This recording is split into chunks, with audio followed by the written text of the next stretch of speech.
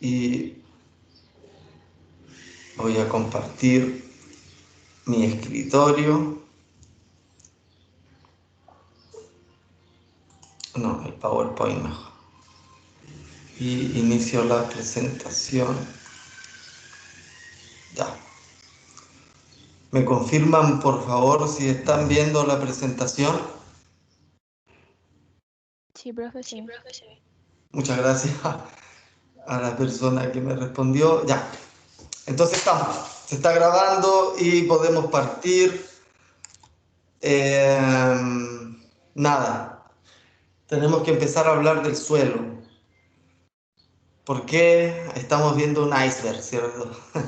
¿Por qué estamos viendo un cúmulo de agua congelada si vamos a hablar del suelo?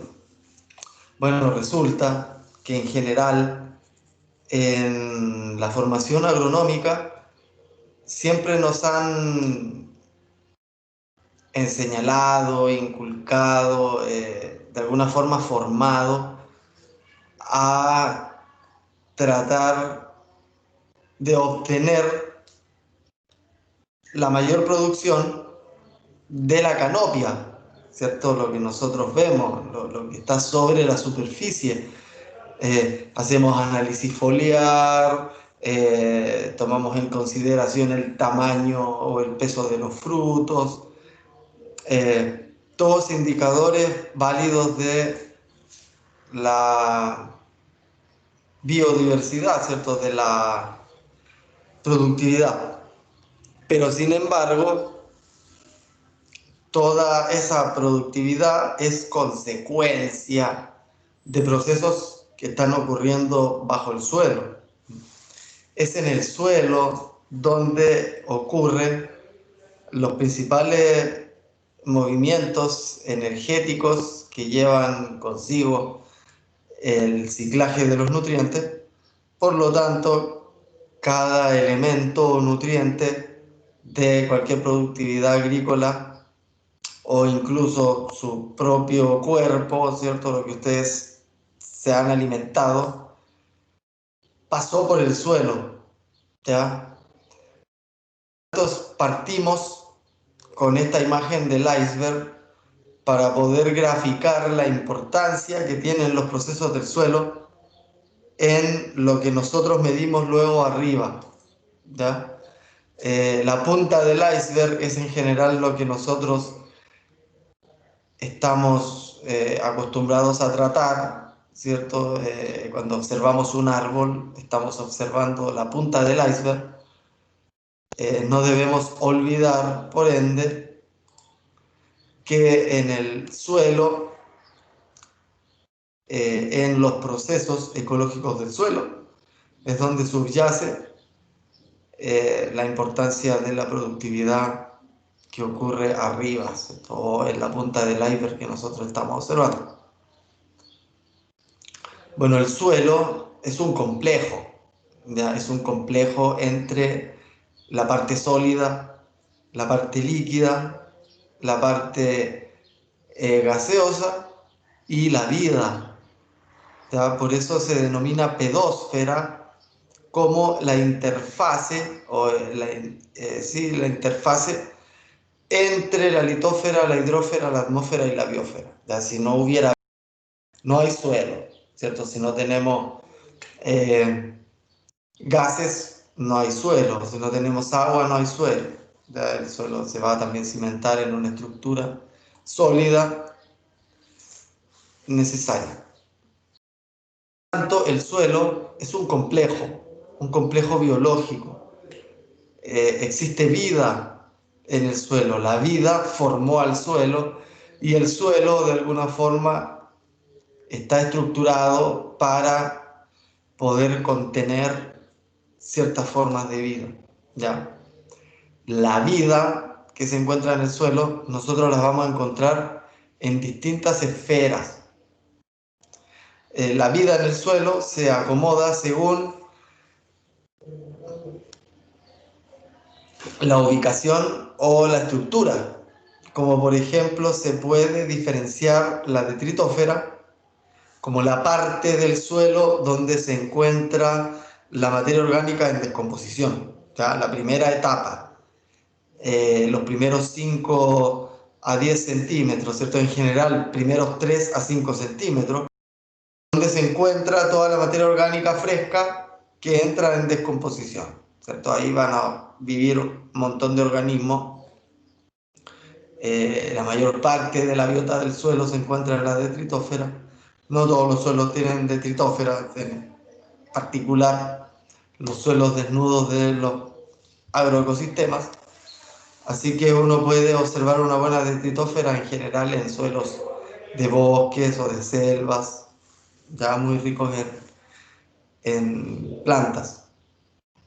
También tenemos la drilósfera, que es el espacio, el canal que queda luego del movimiento de las lombrices, ¿ya? Las lombrices se mueven en el suelo verticalmente, horizontalmente, dejando canales. Esos canales generan condiciones eh, de ventilación distintas, ¿cierto? De flujo de agua distintos, condiciones de óxido reducción distintos, condiciones de pH distintas. Por lo tanto, en la drilósfera se van a alojar bacterias y hongos específicos de la drilósfera, justamente por todas estas condiciones bioquímicas especiales que quedan luego del paso de las lombrices.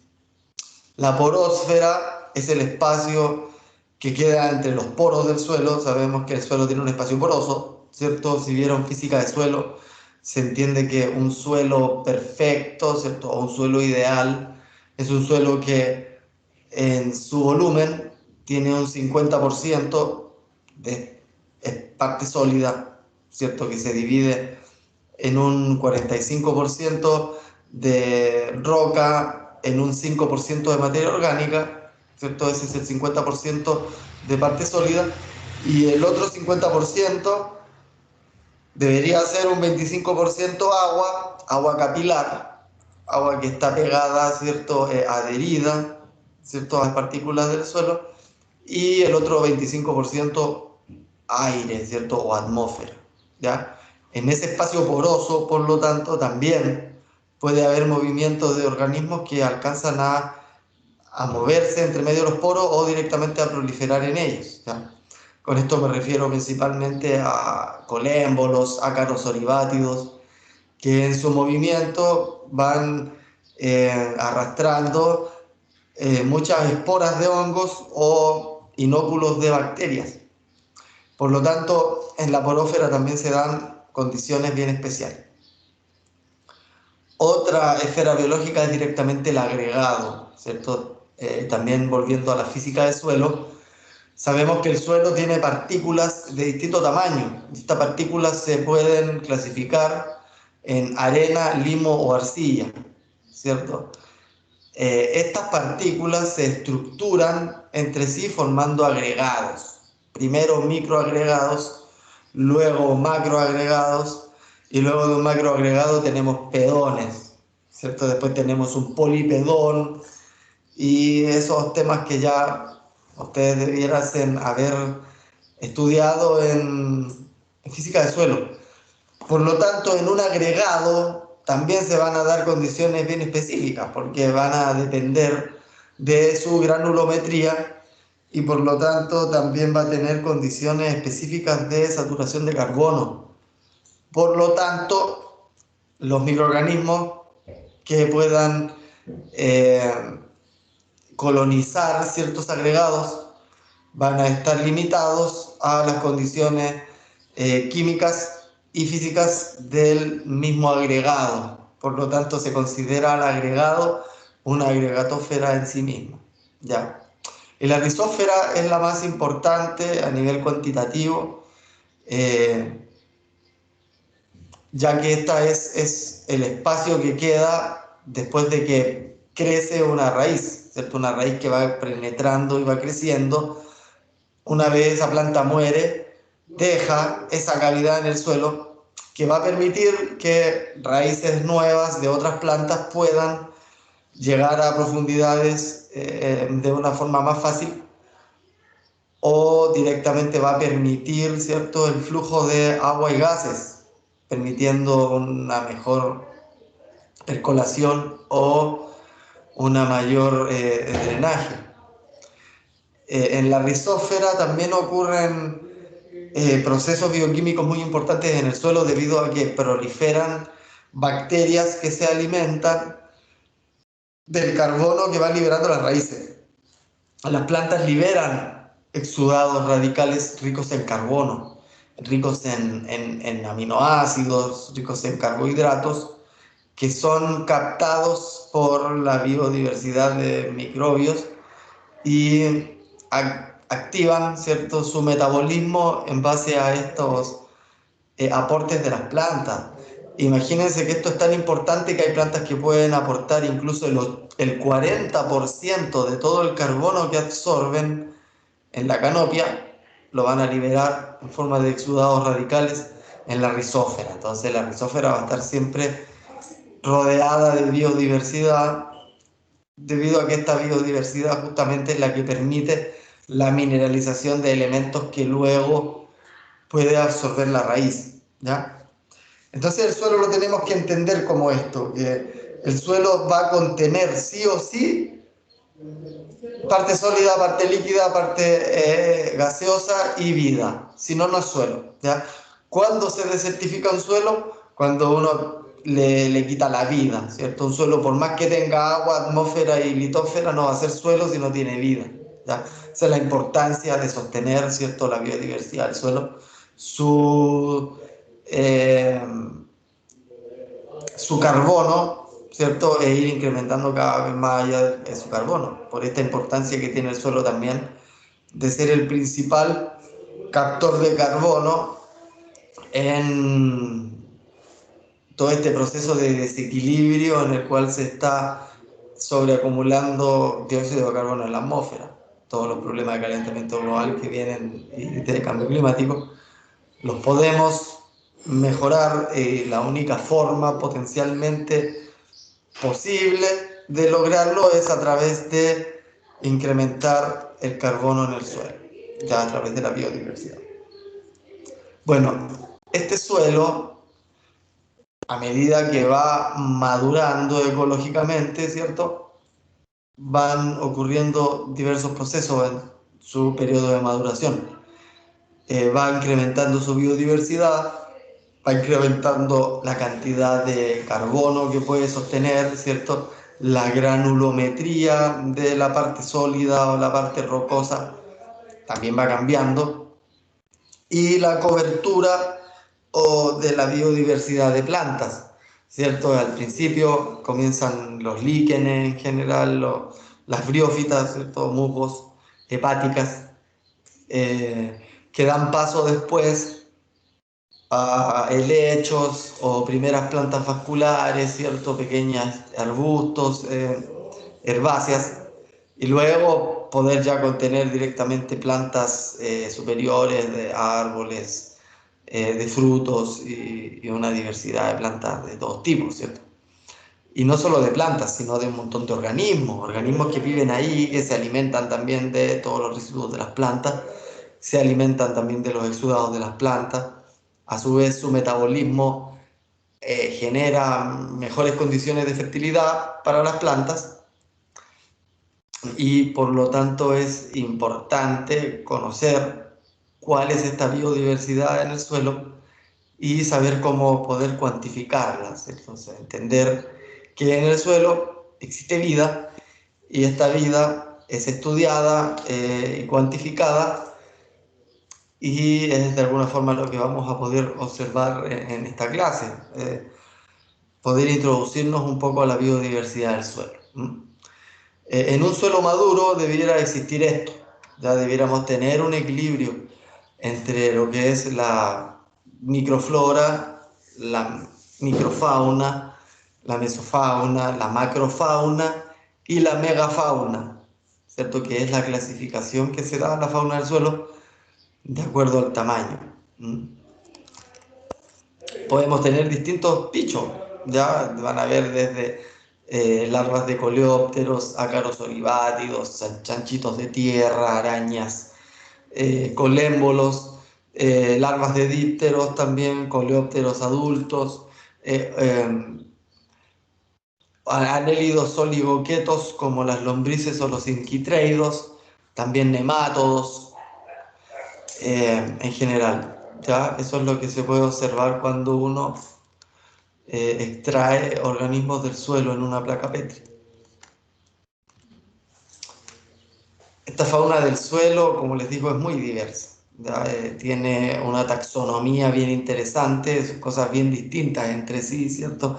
Como tenemos anélidos oligoquetos, como tenemos también miriápodos, también tenemos insectos, también tenemos parainsectos, tenemos crustáceos, tenemos quelicerados, y de todos la taxonomía posible. Podemos ver que al fin y al cabo los insectos son los menos. ¿Ya? Los dominantes son los parainsectos como los colémbolos o los arácnidos, o sea, los quelicerados como los ácaros y los arácnidos. También los miriápodos como los diplópoda, que son los 100 pies, o los quilópoda, que son los 100 pies. ¿Cierto? También tenemos sinfílidos y paurópodos. ¿Ya? Además de todo el mundo micro, ¿cierto? Como los protozoos, muchas larvas de nemátodos, y todos los que les nombré recién. En general, tendemos a hacer vista gorda ante la biodiversidad del suelo. En general tendemos a no darle mayor importancia, ¿cierto? En general, la deformación académica del ingeniero agrónomo clásico es que el suelo ojalá no tenga ningún bicho, ¿cierto? Nos dan a entender que si algún suelo observo algún gusano, algún nemátodo o alguna larva, va a ser una plaga, ¿cierto? Una plaga negativa para mi productividad agrícola, y en realidad no es así, sino todo lo contrario. Un suelo, mientras más diverso, mayores condiciones o servicios ecosistémicos van a existir para aumentar esa productividad, tanto en el control de plagas, ¿cierto? O sea, imagínense, un suelo rico en biodiversidad tiene menor probabilidad de generar enfermedades de organismos del suelo que un suelo con poca biodiversidad. Ustedes me dirán, este tipo está loco que me está diciendo que un bicho lleno, si un suelo lleno de bichos va a tener menos enfermedad que un suelo que tiene menos bichos. No, es la realidad, debido a que la alta biodiversidad controla la población o la explosión poblacional de cualquier organismo que pueda eventualmente transformarse en plaga. Eso ocurre porque cuando hay una alta biodiversidad, cualquier explosión poblacional transforma a esa especie en un nuevo nicho ecológico, que es una nueva fuente de alimento. Entonces, no va a faltar la biodiversidad existente que sea un oportunista ecológico y pueda utilizar ese nuevo nicho. Y así es como se controlan poblacionalmente las plagas en sistemas diversos, ¿ya?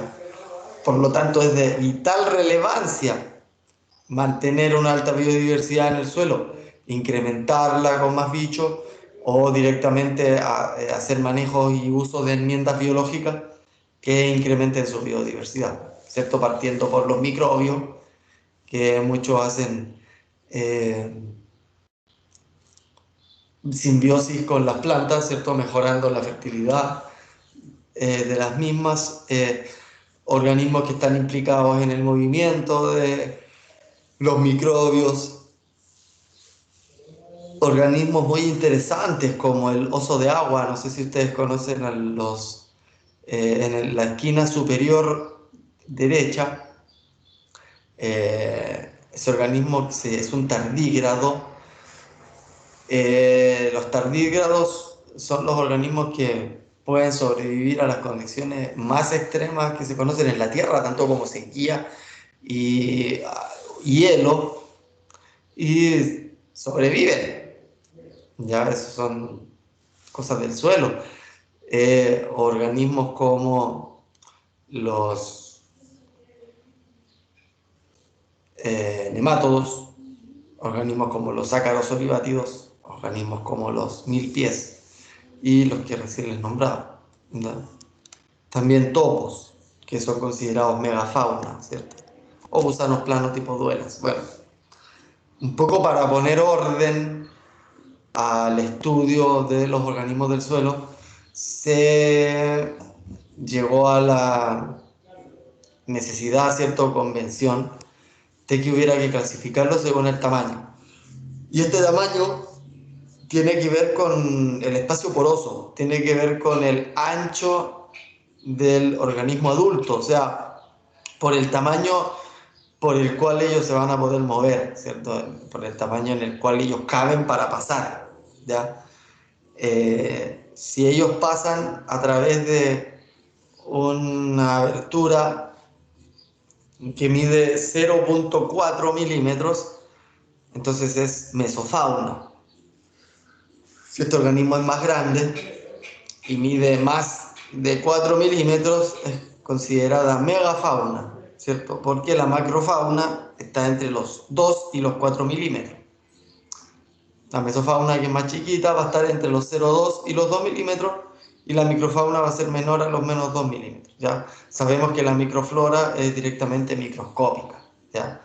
Microflora, hablando de bacterias, hongos y protozoos. El resto es todo fauna, ¿cierto? Eumetazoa, ¿ya? Desde microfauna hacia arriba es todo eumetazoario.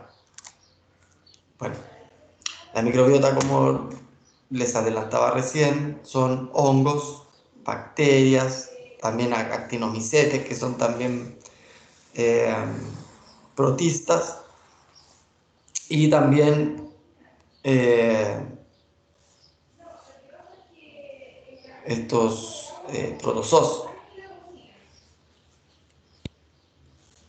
Ahí tenemos grupos de bacterias, bacterias, arqueas, ¿cierto? Y eucarias, que ya no serían bacterias, sino directamente hongos o protozoos. ¿Ya? Aquí tenemos los protozoarios, también están los rotíferos y los nemátodos, ¿cierto? Como microfauna, principalmente los nemátodos. ¿Ah? Protozoarios también pueden ser a veces considerados microflora. Todo va a depender de la clasificación que quiera.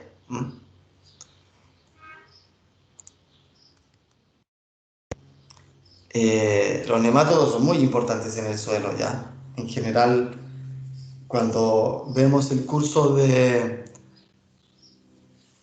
protección y sanidad vegetal, a los nemátodos los vemos como plagas. Ya estamos acostumbrados a entenderlos como plagas, y en general la menor proporción de su biodiversidad son plagas. Ya la gran mayoría son organismos del suelo que ahí conviven, ¿cierto? No todos son fitófagos, no todos son de vida libre, ¿cierto? No todos tienen una amplia distribución en el suelo, y en general son indicadores de suelos buenos, ¿ya? O sea, no, si tenemos un muy buen suelo y vemos que está lleno de nemátodos, eh, es justamente por la calidad de este suelo y no por el hecho de que después se me vayan a enfermar las plantas. Como les digo, de la biodiversidad que se conoce de nemátodos, la menor proporción de ellos son considerados fitopatógenos, ¿ya?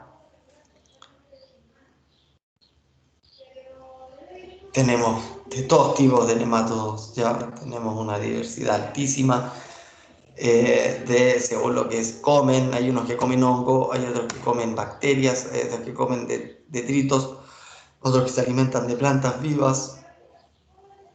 otros que se alimentan de raíces, y así. Ya tenemos estos grupos que son fitoparásitos, tenemos grupos que son fungívoros,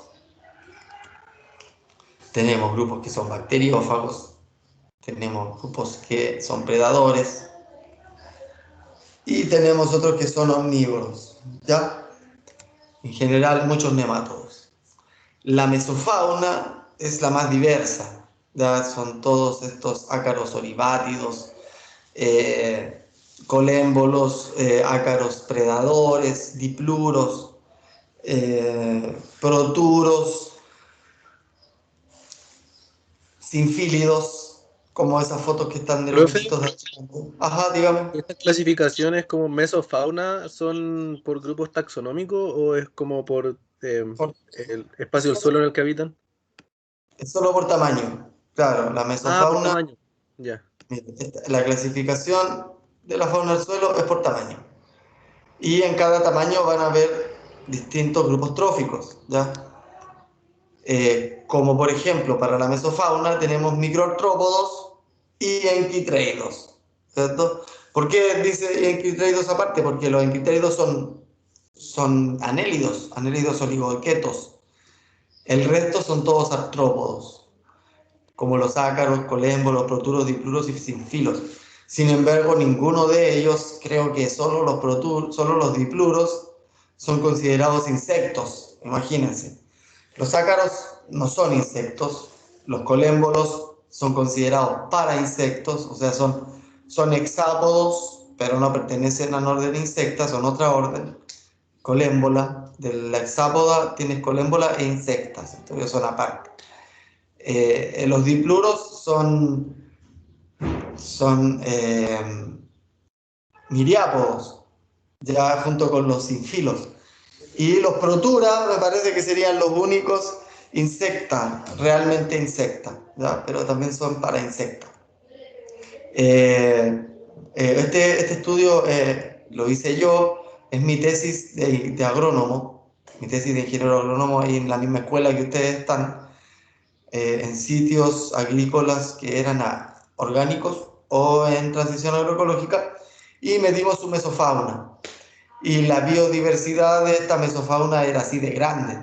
Imagínense que esta foto, bueno, este cuadro solo representa los ácaros que encontré. Solo ácaros de la mesofauna, ¿ya? Especies distintas. Por ejemplo, ahí cuando dice opioidea especie 1, opioidea especie 2, especie 3, eran especies distintas de opioidea. Son todos ácaros oliváceos, ¿ya? Y estos eran los hexápodos que encontré, ¿cierto? De los cuales gran parte de la biodiversidad eran solo colémbolos y solo muy pocos eran insectos, ¿ya? Siempre les decía, en general, nosotros tendemos a creer que todos los artrópodos son insectos y no, hay toda una clasificación taxonómica detrás.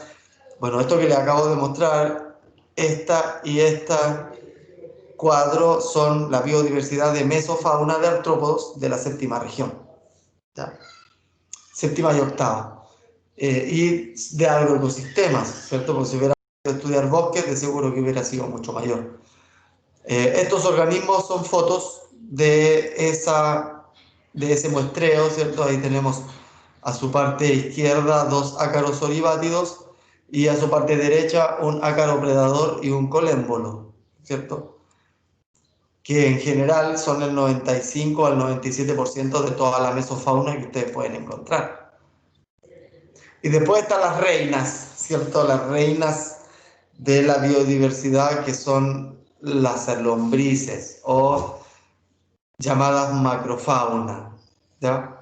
En la macrofauna tenemos isópodos, quilópodos, diplópodos, arácnidos, moluscos, formícidos, isópteros, colópteros, oligoquetos, ¿cierto? O en otras palabras, isópodos son las termitas, ¿cierto? Los quilópodos son los 100 pies, los diplópodos son los 1000 pies, los arácnidos son las arañas, los moluscos son las babosas o caracoles, ¿cierto? Los formícidos son las hormigas, los isópteros son... me confundí, isópodo con isóptero.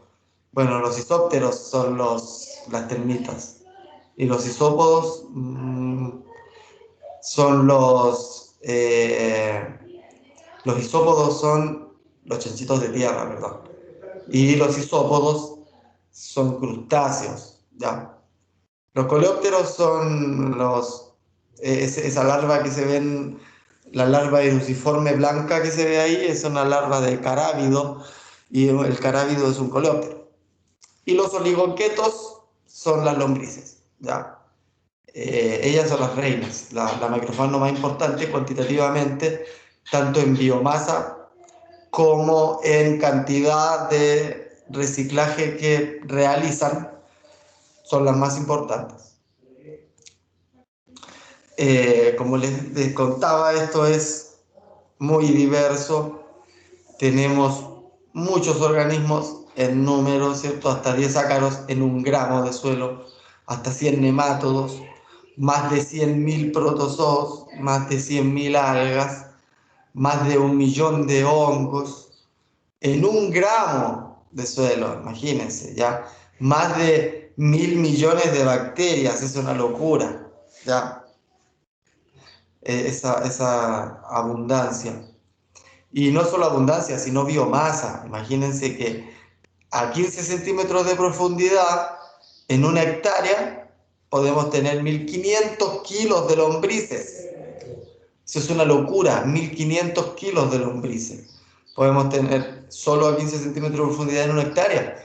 O 150 kilos de ácaros, 200 kilos de protozoos, 500 kilos de hongos, ya de algas, 15.000 kilos de hongos, una locura total. Ya.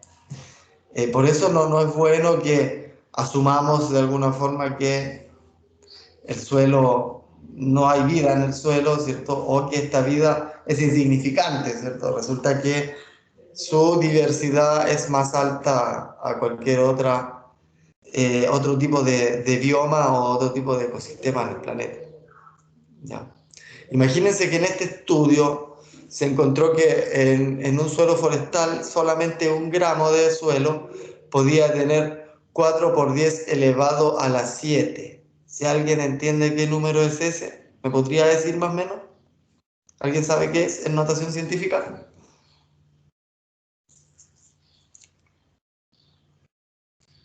No entiendo. Sería 4 con 10 ceros, ¿o no?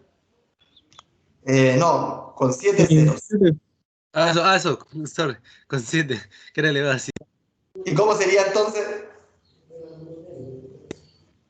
Uy, es que tendría que anotarlo para leerlo. 40 millones. 40 millones, tal cual. Eso serían 40 millones de células en un gramo de suelo forestal, imagínense. Y abajo, en un gramo de suelo cultivado. ¿Con suelo forestal se refiere a un cultivo forestal o un bosque? Un bosque, ¿no? Yo me imagino que fue un bosque, ¿cierto? Estos estudios se hacen en general en el hemisferio norte. Ya en el hemisferio sur hay pocos estudios de suelo. Somos pocos los ecólogos de suelo en el hemisferio sur, la verdad. Y nada, todavía no se da tanta importancia al suelo como debería, ¿cierto? Pero nada, en los últimos años se le ha dado mucha más importancia.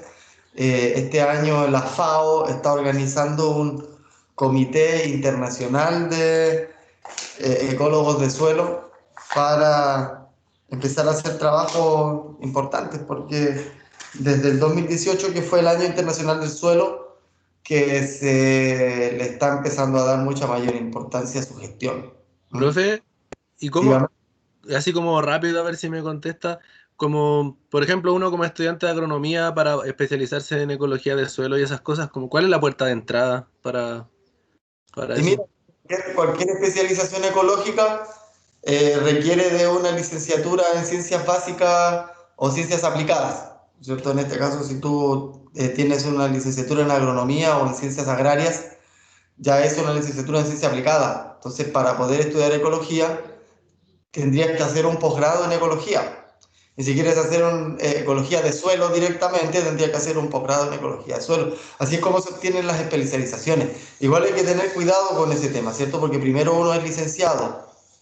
Puede ser licenciado sin título profesional, porque la licenciatura es un grado académico, ¿ya? Cuando ustedes egresan, tienen una licenciatura, un grado académico, pero no el título profesional. Para eso requieren la tesis, ¿cierto? Entonces uno puede tener el título profesional, pero con grado académico de licenciado.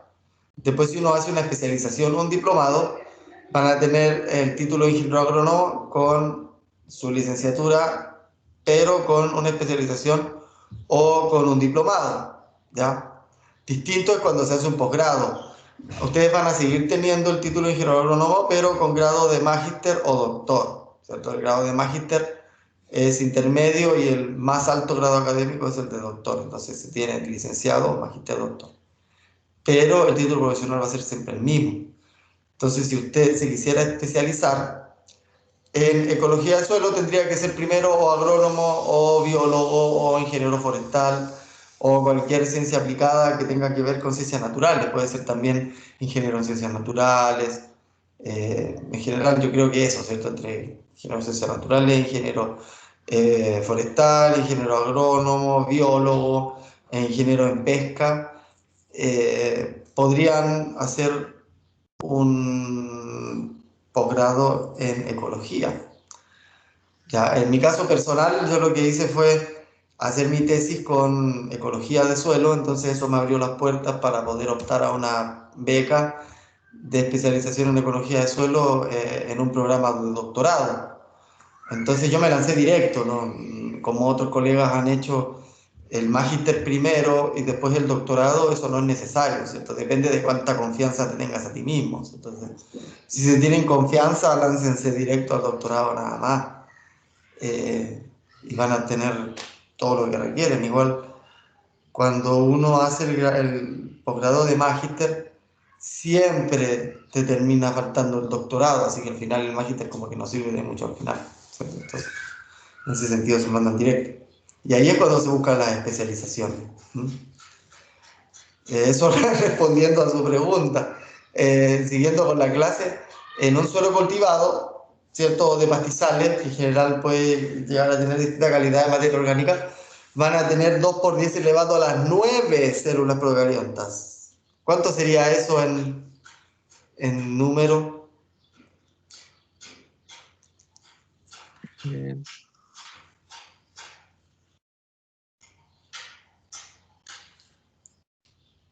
Un 2 con 9 ceros, ¿cierto? 4.000 millones. 2 billones. 20.000 millones, no, 2.000 millones, perdón. 2.000 millones de células procariotas en 1 gramo. Eso es demasiado, o sea, es mucha biodiversidad. Bueno, a unos investigadores en United Kingdom, ¿cierto? En Reino Unido, hicieron una revisión bibliográfica respecto a la diversidad conocida, ¿cierto?, de organismos del suelo, y encontraron que se conocen por lo menos 6.000 bacterias, 1.050 protozoos, ¿cierto?, hongos, solo del Glomiromicota, 150, ¿cierto? 3.000 especies de nematodos, 20.000 especies de colémbolos, 45.000 especies de ácaros, 1.200 de lombrices, imagínense, ¿cierto? Recuerden que los enquitreidos también son anélidos, yo les decía, tenemos enquitreidos y lombrices, ¿no? Ambos anélidos oligoquietos. En Reino Unido encontraron que tenían 300 especies de colémbolos, 200 especies de nematodos, alcanzaron a cuantificar 14.773 especies de hongos. Entonces, es una locura. La verdad es que estos números son impresionantes. Hasta ese entonces no se tenía idea. Hasta el estudio de Soul Hop Diversity, que fue presentado como el 2004, no se tenía idea de tan alto nivel de biodiversidad en el suelo, ¿no? Imagínense que para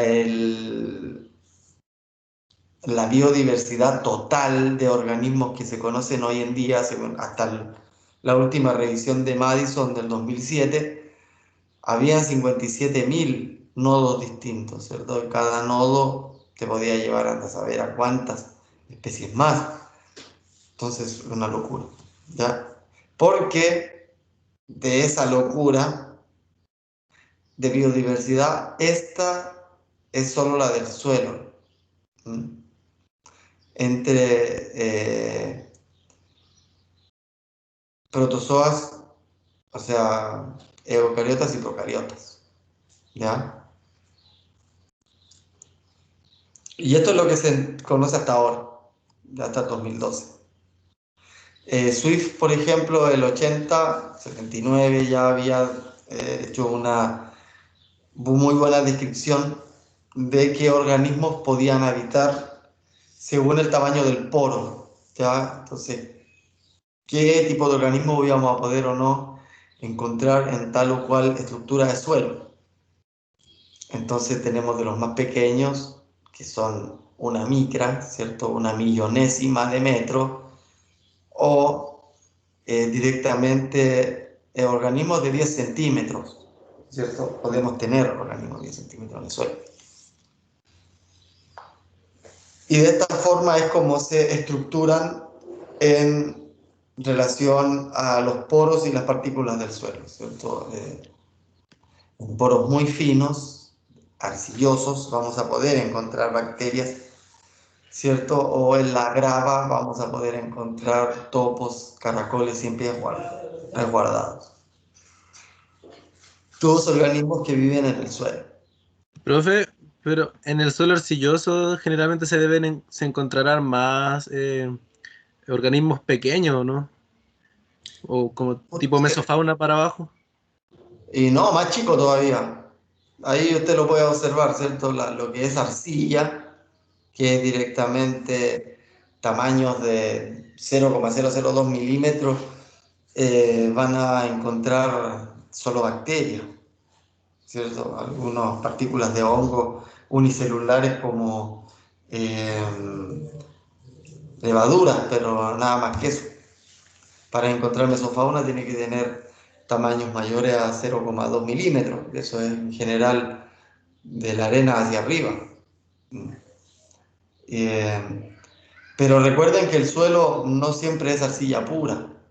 Eso es solo en los suelos muy arcillosos. En un suelo muy arcilloso ustedes saben que también la alta densidad de ese suelo no va a permitir mayor crecimiento de plantas o organismos.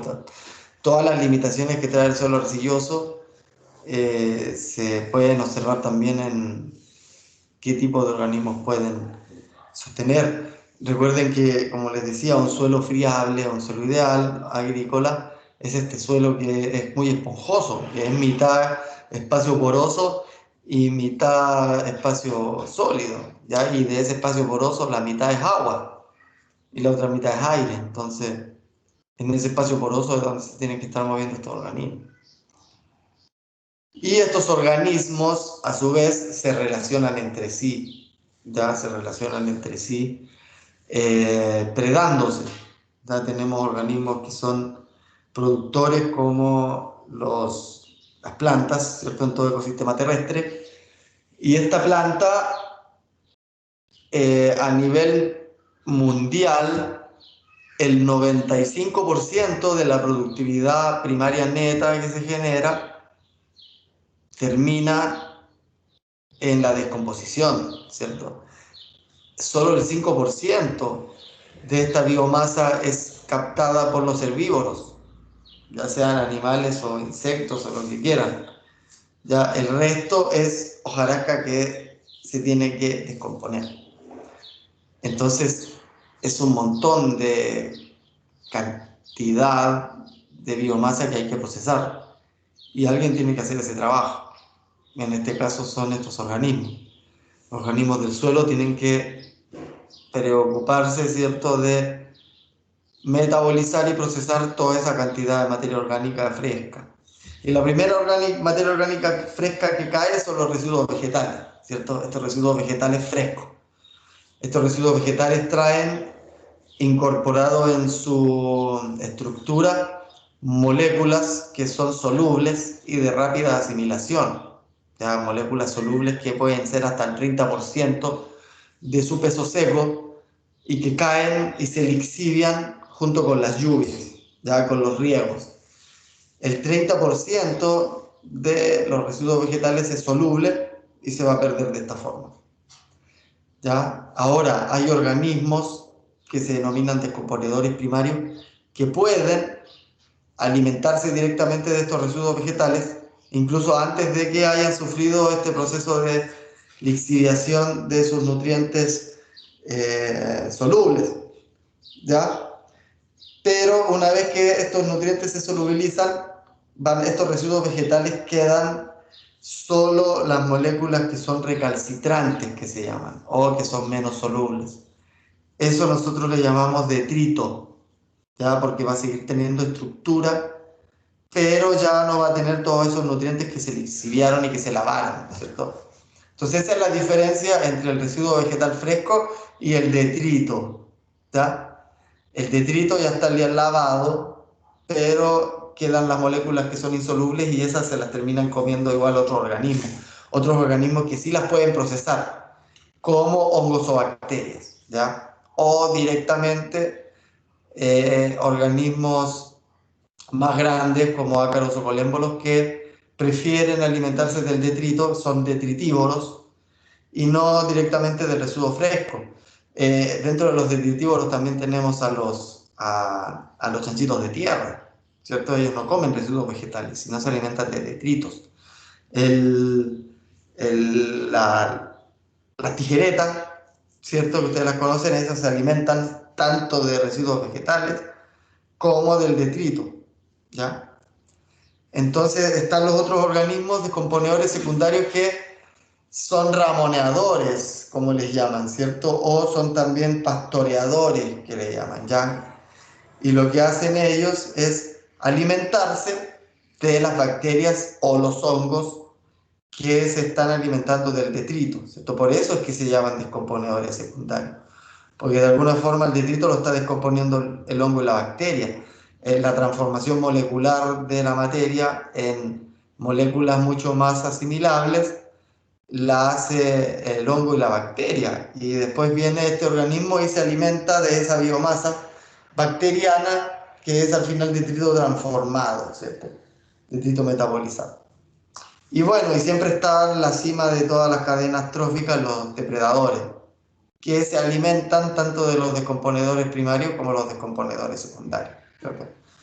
En general, cuando una población o una comunidad de predadores está sana, quiere decir que todo el ecosistema hacia abajo está sano, ¿ya? Porque como ellos son la punta de la pirámide, requieren de una pirámide saludable.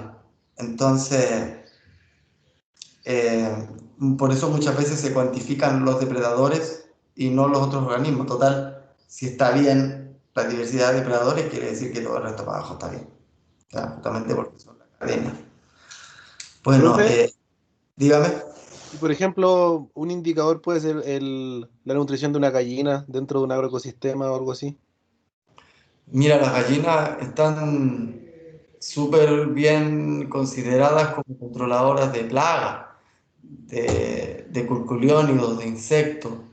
Mantienen biodiversidad de insectos, como también pueden ser destructoras, ¿cierto?, de la biodiversidad de la misma, pero en general las gallinas se alimentan de lo que sea que se mueva en el suelo.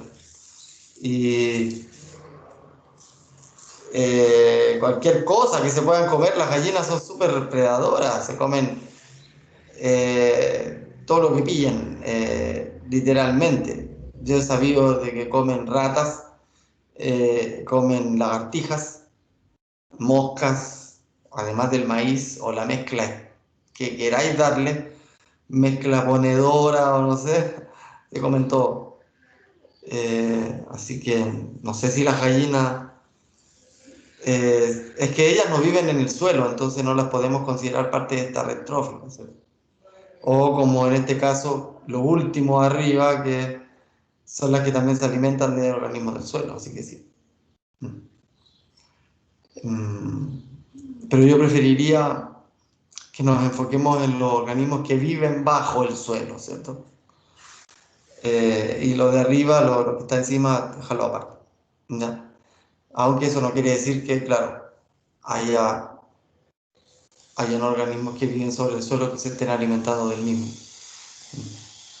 Respecto a lo mismo que veíamos recién, que estaba mucho más simplificado, aquí podemos observar un camino parecido respecto a la energía que viene del sol, que captan las plantas, que después liberan en forma de residuos vegetales, y estos residuos vegetales que pueden o no ser directamente metabolizados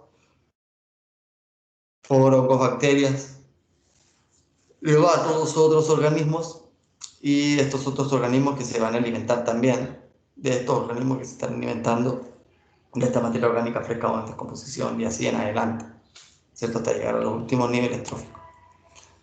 Claro. Ahí tenemos lo mismo, y podemos ver que al fin y al cabo, como todo ecosistema terrestre, va a depender de la productividad primaria neta de las plantas.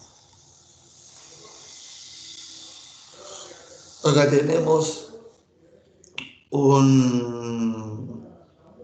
una muestra de las diferencias entre lo que se denomina diversidad vertical, que es distintos roles tróficos, ¿cierto? Consumidores de hoja, consumidores de componentes microbianos, consumidores de organismos, ¿cierto? Como los predadores, productos en descomposición o directamente hojarasca fresca. Y como diversidad horizontal a la diversidad o biodiversidad que existe para cada uno de esos niveles tróficos, ¿cierto? Diversidad vertical, los distintos niveles, y diversidad horizontal, las distintas especies del mismo nivel trófico, ya, así como se estudia en el suelo. Y ahí tenemos ejemplos, ¿cierto? De estos descomponedores claves, ¿cierto? La importancia de todos estos organismos, como las ninfas, ciertos organismos que en general nosotros observamos en su fase adulta voladores, pero toda su fase larvaria o incluso ninfal estuvo en el suelo, como en el caso de los plecópteros. O los diplópodos, que son esos milpies que observamos ahí, o directamente estos hongos unicelulares como hongos Physacidomycetes, ¿cierto? Observamos todo esto en general en la práctica de ir a recoger setas al bosque. Son siempre setas que están alimentándose del material orgánico que está en decomposición.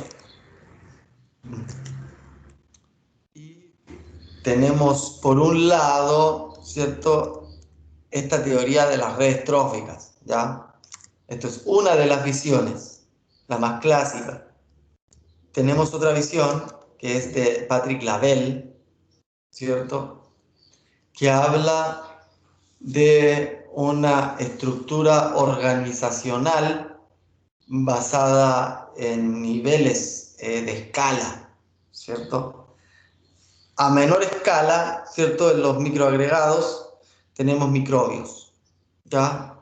Después tenemos estos organismos que yo les decía que, además de alimentarse de los microbios, los mueven por todo el sustrato, cambian las condiciones de oxidación, oxigenación de esos espacios, dejan espacios porosos, permiten mayor o menor drenaje. Entonces, esos van a ser otro organismo de otro nivel superior, ¿cierto? Van a generar estructuras biogénicas, como por ejemplo el humus de lombriz que van dejando las lombrices, o la misma trilósfera que van dejando las lombrices, o el espacio que deja la raíz también es considerado una estructura biogénica. ¿Por qué se llaman biogénicas? Porque tienen su origen en la vida. Si no fuera por seres vivos, no existirían esas estructuras, ¿ya? Y ahí recién podemos construir un horizonte de suelo, ¿cierto? Un horizonte orgánico que va a tener sus ingenieros del ecosistema, ¿cierto? Como se denominan a las lombrices, porque son las que logran de alguna forma activar todo el resto de los engranajes más básicos y a su vez van a mantener sano el funcionamiento del ecosistema completo. Imagínense, esta visión muy nueva que es de Patrick Lavelle es lo que se está empezando a estudiar ahora, ¿sí? Entonces, el tema de las redes tróficas fue una forma de observar el suelo basándose en las formas de estudiar la ecología terrestre, pero no da muchas luces como esta famosa estructura basada en niveles, ¿cierto? A nivel de escala que presenta Patrick Lavelle. ¿Ya? Yo les muestro las dos para que la tengan, ¿cierto? En el suelo, como les digo, todo se está estudiando muy reciente, ¿ya? Ahí tenemos, por ejemplo, un horizonte orgánico de arriba que no tiene más de 12-13 centímetros, y el horizonte más bajo que tiene mucha más materia de suelo litósfera no orgánica, mientras que la parte de arriba es casi pura materia orgánica, ¿ya? También podemos observar estructuras biogénicas como la drilósfera, que como bien dice ahí, permite un mejor drenaje, ¿cierto? Mejor acumulación de agua, mejor movimiento de gases y todo eso. Ahí tenemos una drilósfera. ¿Ven? Esas son las lombrices gigantescas que hay en Australia. Ya. ¿Saben qué vamos a hacer? Voy a detener la grabación un ratito para que queden dos videos, ¿cierto?